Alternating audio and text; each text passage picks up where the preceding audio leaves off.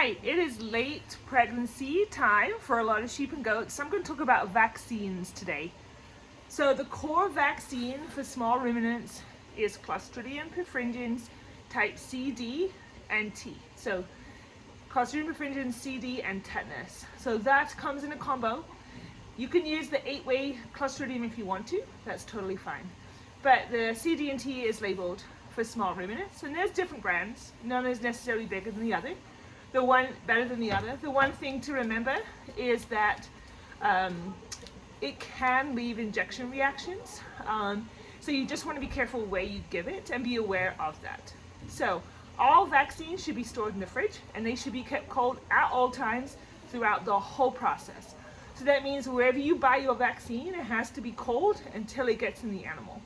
So put it on ice from the feed store, put it on ice coming home from the veterinarian. If you get it drop shipped, make sure it's cold when it comes out of the box. It's better to get it drop shipped or from your veterinarian because there is a guaranteed cold chain. So if something does happen, there is a better chain of record for that vaccine staying cold than coming from the feed store. But it's so much convenient to get your vaccine from the feed store. So fridge, you need to make sure your fridge works. So have a thermometer in your fridge that it actually keeps cold and that someone didn't leave the fridge open. That happens all the time in barns. So your vaccine should be given 3 to 6 weeks before birth of the kids or lambs. And that's because the antibodies that the vaccine boosts in the animal, in the mother, will transfer across the colostrum.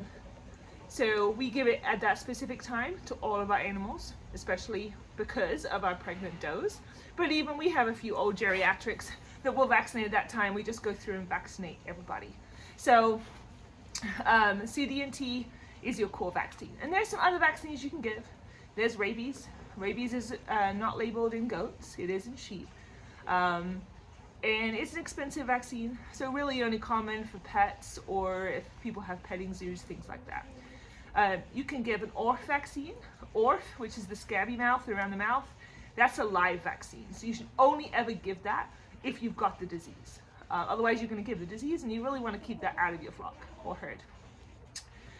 You can vaccinate for some reproduction, abortion issues. You can vaccinate for some respiratory issues. You can vaccinate for brucellosis, for anthrax. There's a whole list of other ones that are not very common.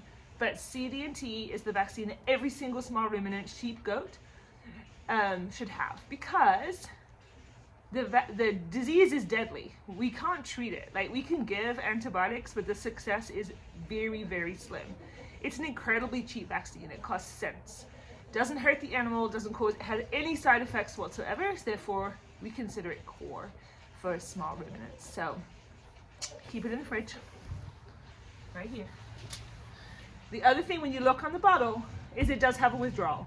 So if you are doing, if you are going to be selling them, just be aware that there is a meat withhold on the vaccine. Once the does have had this, you should not need to vaccinate the kids or the lambs until at least 6 weeks. And some people start at 6 weeks, some people start at 8 weeks, some people start at 12 weeks. It all depends on your risk of clostridial disease. And that's something to discuss with your veterinarian about. And then it needs a booster. So they get the antibodies from the mom. If we give them a vaccine too early after birth, it doesn't do anything because the antibodies from the mom interfere with them building their own. That's called maternal antibody interference. So we want to wait for at least 6 to 8 weeks for them to booster and to give their first vaccine, and then to come back 3 to 4 weeks late to booster. So every vaccine will have a slightly different schedule on the bottle, so follow it.